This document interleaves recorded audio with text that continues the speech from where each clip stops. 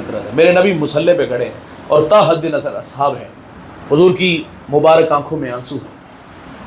ماں یاد آئی. ماں کب بچھڑی؟ جب میرے نبی کی عمر 6 سال تھی.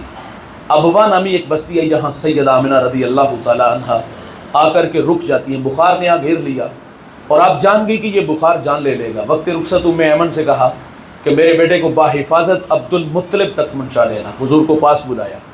ادھر بچپنے کی معصومیت، پیشانی میں نبوت کا نور، اور ماں بیٹے میں کھب سی گئی. 2-1 باتیں ہوئیں اور پھر ہمیشہ کے لیے پہاڑوں میں سو گئی.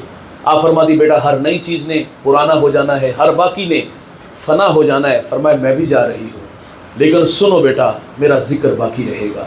فرمایا اس لیے کہ میں تیرے جیسا پاکیزہ اور ستھرا محمد چھوڑ کے جا رہی ہوں. بس سانسیں تھی کہ ٹوٹ گئی، موتی تھے کہ فضا میں بکھرے. حضور ماں سے لپٹ کے روئے. ننھے ننھے ہاتھوں سے کالے پتھروں کی قبر بنائی، اس پہ آنسوؤں کا چھڑکاؤ کیا. پھر جہاں تک ماں نظر آئی میرے نبی پلٹ پلٹ کے ان کالے پتھروں والی قبر کو دیکھتے ہیں. میں سیدہ کے مزار پہ حاضر ہوا ہوں. سحری کا وقت تھا. یہ مدینہ سے تقریباً 300 کلومیٹر کے فاصلے پر ہے. سحری کا وقت تھا، پہاڑ کے نیچے تھا، ماحول بالکل خاموش، ہوا کا کہیں سے کوئی ایک جھونکا بھی نہ آیا. لیکن جب سیدہ آمنہ کے قدموں میں جا کھڑا ہوا ایسا لگا کہ اللہ نے جنت کے 8 دروازے کھول دیے.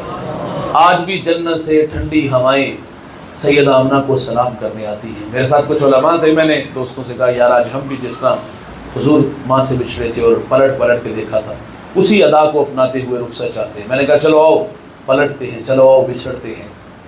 یاد ہے وہ پلٹنا، وہ بچھڑنا، حضور کا بچپنا اور وہ بچپنے کی تڑپتی کہانی.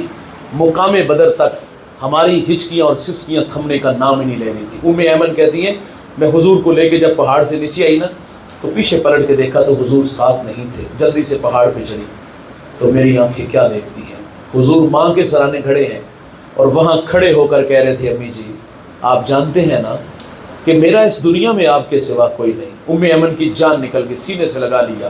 میرے نبی فرمایا کرتے تھے ام ایمن میری ماں کے بعد میری ماں لگتی ہے. آج مسلح پہ کھڑے ہیں یار ماں کی یاد آئی اور بے اختیار آنکھوں میں بہت سارے آنسو. مخاطب ہوئے صحابہ سے اور کلام کرتے ہوئے فرمایا کاش ماں زندہ ہوتی.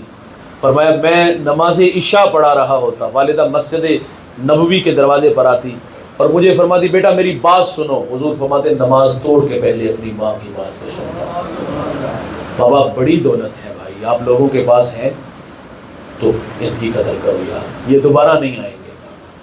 میرے نبی نے ماں کی قدریں سکھائی ہیں یار، ان کی قدر ان کی زندگی میں کرو. قدر نعمت زوال نعمت کے بعد ہوتی ہے. جب یہ چلے جائیں گے نا زندگی سے راستہ مانگے کہ زندگی ہمیں راستہ کبھی بھی نہیں دے گی. ان کے قدموں میں رہا کرو. میں والدین پہ جب بھی کبھی بات کرتا ہوں تو آخر پہ اتنا ضرور کہتا ہوں کہ آپ بڑے ہو گئے ہو، آپ کے کندھوں پہ ذمہ داریاں بھی بڑی ہیں. ظاہر ہے صبح سے شام محنت مزدوری تھکے ہارے آتے ہو، آپ نے کھانا لینا ہے، نیند چاہیے، بچوں کو ٹائم دینا ہوتا ہے، ضرور دیں یار.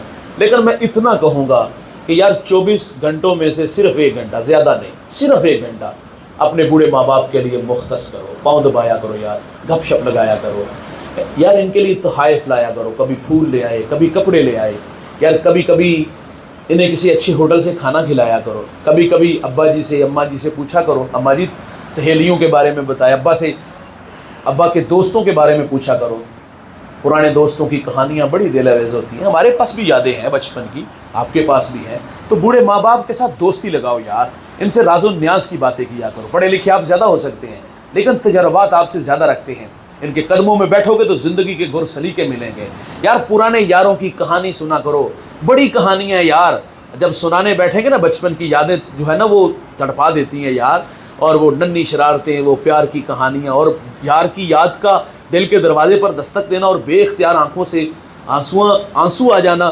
اور سعادت مند بیٹا اپنے بوڑھے باپ سے کہے کہ چلو ابا پرانے یار سے ملنے. جب آپ پرانے دوستوں سے ملاؤ گے تو کیا یہ مریں گے؟ بھائی جان بوڑھے ماں باپ اس وقت مرتے ہیں جب اولاد ٹائم نہیں دیتے. اولاد جب ہم کماتے ہیں نا، ہم پر پرزے نکالتے ہیں، ہم سمجھتے کہ اب ہماری فرما برداری اطاعت یہ ہے کہ ہم نے ان کو 1 ماہ بعد خرچ دینا ہے، پیسے دینے ہیں. کیا یہ ہمارے پیسوں کے بھوکے ہیں؟ کیا زندگی میں انہوں نے کبھی پیسہ دیکھا نہیں یار؟ ساری زندگی ہماری خاطر پردیس کے دھکے گائے، ساری زندگی ہماری خاطر فیکٹریوں میں 18 گھنٹے کام کیے یار، مستری کے پیچھے داوڑا اٹھایا. پیسے کا معاملہ نہیں یار، پیسہ سنبھال کے رکھو، یہ آپ کے کسی کام آئے گا. ہم سمجھے جس طرح دوسرے مفاد کے رشتے یہ بھی مفاد پرست ہیں. نہیں چاہیے آپ کے پیسے، چاہیے، ان کی آرزو ہوتی ہے یار ہمارے بچے ہمارے ساتھ کچھ وقت گزارے، لیکن ستم کیا ہے، یہ 6 ماہ ملاقات ہی نہیں کرتے. یہ تو ناراض ہو جائے تو کہتے ابا تو مر گیا تو میں تیرے جنازے تے نہیں آواں گا، میں مر گیا تو نہ آویں. ہم نے ایسی نلائق اولاد بھی دیکھی ہے. انہوں نے تو مرنا جینا اپنے ماں باپ سے ختم کر لیا. یار کو دیکھ کر باہیں پھیلاتے اور باپ کو دیکھ کر رستہ بدلتے ہیں. یار آتا ہے کنڈا کھڑکاتا ہے، جہاں جی چاہتا ہے لے جاتا ہے، بوڑھی ماں بوڑھا باپ ترلے کرتا ہے، ہم پرواہ نہیں کرتے. جب ہمارے یہ رویے ہوں گے تو عرش کا رحمان ہمیں معاف کیسے کرے گا؟ وقت گزارو، دوستی لگاؤ، ان کی خدمت کرو اور عاشقوں کی طرح خدمت کرو. اگر یہ ناراض چلے گئے نا، یقین جانو جوانوں، زندگی سے راستہ مانگو گے، زندگی کبھی بھی راستہ ہمیں نہیں دے گی. اگر یہ ناراض گئے نا، نہ نماز قبول، نہ روزہ قبول، نہ حج قبول، نہ تبلیغی کشت قبول. اگر یہ ناراض گئے تو ہمیں اللہ کبھی بھی معاف نہیں کرے گا. حضور آئے اور حضور نے آ کے ماں باپ کی قدریں اپنی امت کو سکھائی. آئیے میرے بھائی، ماں باپ زندہ ہیں تو ان کی زندگی میں قدر کرو اور ان کی خدمت عاشقوں کی طرح کرو. اور اگر دیکھیے اگر آپ پردیس میں بھی ہیں نا تو روزانہ کال کرو. بچوں کو کرتے ہو، گھر والی کو کرتے ہو تو ماں کو کیوں نہیں کرتے؟ بوڑھے باپ کو کیوں نہیں کرتے؟ ان سے دل لگی کیوں نہیں کرتے؟ ان سے پیار کی کہانی کیوں نہیں چھیڑتے؟ تو ماں باپ کو بے پناہ محبت دو یار. اگر دکھی ہوئے نا تو اللہ ہمیں معاف نہیں کرے گا.